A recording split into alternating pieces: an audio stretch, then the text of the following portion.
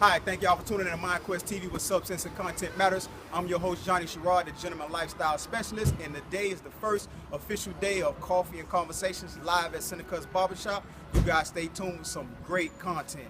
Peace.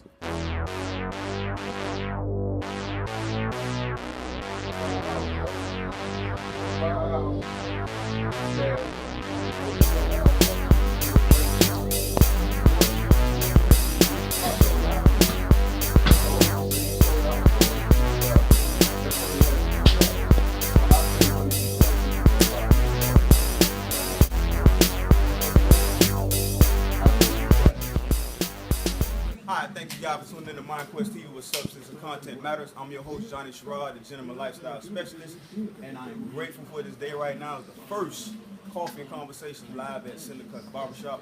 And my whole purpose for putting this event together this morning was basically we had a conversation probably about a week ago in the shop. A brother of mine, Mr. Pastor Purvis, had a conversation about the things that we should do in the community to help change the mindset of our youth, not only youth, our people, so we're able to start spending more money with each other, practicing youth economics, participating in things, grown men participating in things, demonstrating those acts of courage for the youth to see so they can follow. And today, Mr. Pastor Purvis, he's a husband, minister, a mentor of mine, someone I look up to. Very encouraging, inspiring. He has his own church, and I'm going to introduce you to Pastor Wilbur Purvis. He's going to assist me with this conversation this morning. So without further ado, I'm going to move out of the way and introduce you guys to Pastor Purvis. Hello again, as Quest stated, my name is Wilbur Purvis. I serve as lead pastor of Destiny World Church in Austell. Interesting enough, this year marks 23 years I've served as pastor of that church. And so I'm a pastor, as he stated, I'm a husband, entrepreneur. The shop that we're sitting in now, I'm part owner of this shop. I believe entrepreneurship is the key to advancing true prosperity in life.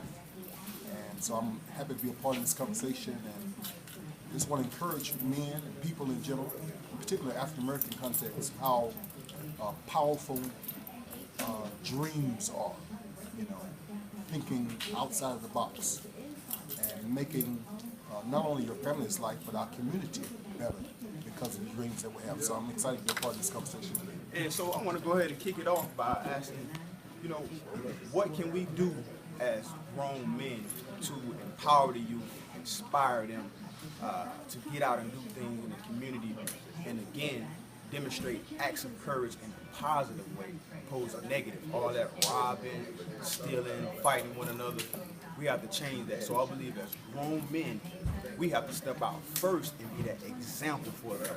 So today I have a good friend of mine I met online. I'm excited. I'm glad he came out, Mr. Glenn Andrews. He's a graduate of Morehouse College and had his degree in economics. I'm grateful that he came through. He's been watching my movements online. When I posted the event online, he said, "Look, I'll be there," and I'm glad he came through. And it's definitely a pleasure that you came through. So I want to introduce you guys to Glenn Andrews. What do you think? What is your take on that, Mr. Glenn? My take on it is early on we got to teach young brothers to read. The books. Reading and writing is the most powerful thing that a black man can do. It's more powerful than a gun. Because reading and writing opens you up to all your opportunities.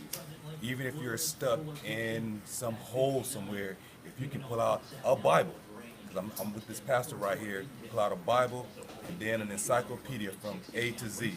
Where you're stuck at, you don't have to be there in your mind. It'll take you somewhere where you can never even think about. When I was 8 years old, my parents bought the Encyclopedia Britannica, A through Z.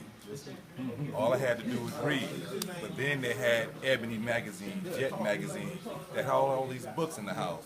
I think right now it's too much social media, too much TV, too much being fed information that's not about us, for us. And once we shut that off and put our mind into a book, your mind just opens up to all the possibilities. They can't limit your intelligence when you know how to read. Math, even doing math is reading. You have to be able to read to do math. That's numbers. So even math, English, science, it starts with reading. Reading is the foundation. Intellect is the foundation. There was always a clash between what W.D. Du Bois wanted to do with the talented kids and what Carter G. Woodson was coming from with the miseducation of the Negro. They were going against each other, but they were going in the same direction. And that's what we need to do now. We all may not think alike, but we all got to be going in the same direction right now. And that's what my contribution is.